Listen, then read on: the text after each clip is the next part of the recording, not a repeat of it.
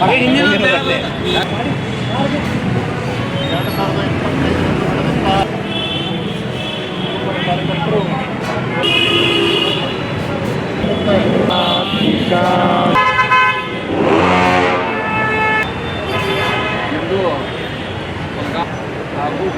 ಈ ಎಲ್ಲ ದೇಶದಲ್ಲಿ ನಮ್ಮ ಪಹಲ್ಗಾಮ್ ಶೂಟೌಟಲ್ಲಿ ಕತ್ತರು ಒಬ್ಬರು ಅಮಾಯಕ ವೇಷದಲ್ಲಿ ಬಂದುಬಿಟ್ಟು ಜಾತಿ ಕೇಳಿಬಿಟ್ಟು ಅವನು ಶೂಟ್ ಮಾಡಿದ್ದು ಇದೊಂದು ಹೇಯ ಕೃತ್ಯಕ್ಕೆ ನಾವು ಮೇ 7ನೇ ತಾರೀಕಿಗೆ ಹೋದ ವರ್ಷ ಮೇ 7ನೇ ತಾರೀಕಿಗೆ ಅದಕ್ಕೊಂದು ಆನ್ಸರ್ ಕೊಟ್ವಿ ಆಪರೇಷನ್ ಸಿಂಧೂರ್ ಮೂಲಕ 26 ಜನ ಹೆಣ್ಮಕ್ಳು ಸಿಂಧೂರನ್ನ ಅಳಿಸಿದ್ದು ಅಂತ ಈ ಕೃತ್ಯ ಪಾಕಿಸ್ತಾನದಿಂದ ಆಗಿತ್ತು.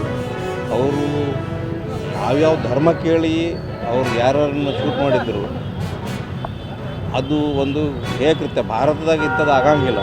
ಎಲ್ಲೋದಿಂದ ಬಂದುಬಿಟ್ಟು ಇಂಥದ್ದೆಲ್ಲ ಕೆಡಿಸಿ ಭಾರತದ ಒಂದು ಏನು ಶಾಂತಿಯನ್ನು ಹಾಳು ಮಾಡೋಕೆ ಇಂಥವೆಲ್ಲ ಮಾಡ್ತಿದ್ದಾರಲ್ಲ. ಇವತ್ತು ನಾವು ಪಹಲ್ಗಾಮ್ದಾಗ ಆಗಿರುವಂಥ ಏನು ಮರಣ ಹೊಂದಿರುವಂಥ ಎಲ್ಲ ಇವ್ರ ಮೇಲೆ ನಾವು ಒಂದು ಶ್ರದ್ಧಾಂಜಲಿ ಸಭೆಯನ್ನು ಏರ್ಪಡಿಸಿದ್ವಿ. ನಾವು ಮೌನಾಚರಣೆ ಮಾಡಿದ್ವಿ. ಅದ್ರ ಜೊತೆ ನಾವು ಒಂದು ಕ್ಯಾಂಡಲ್ ಲೈಟ್ನಿಂದ ಅವರಿಗೆ ಒಂದು ಶೋಕಾಚರಣೆಗೆ ಒಂದು ಇದು ಮಾಡಿದ್ವಿ.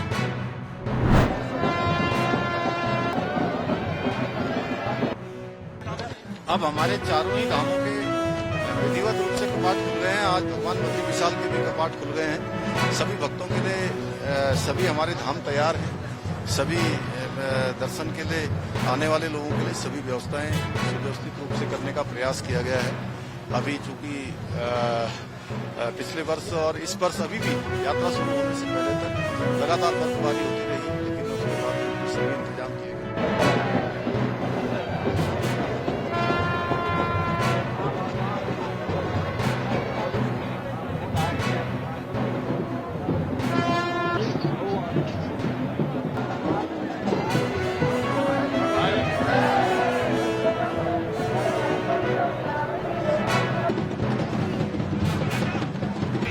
अच्छा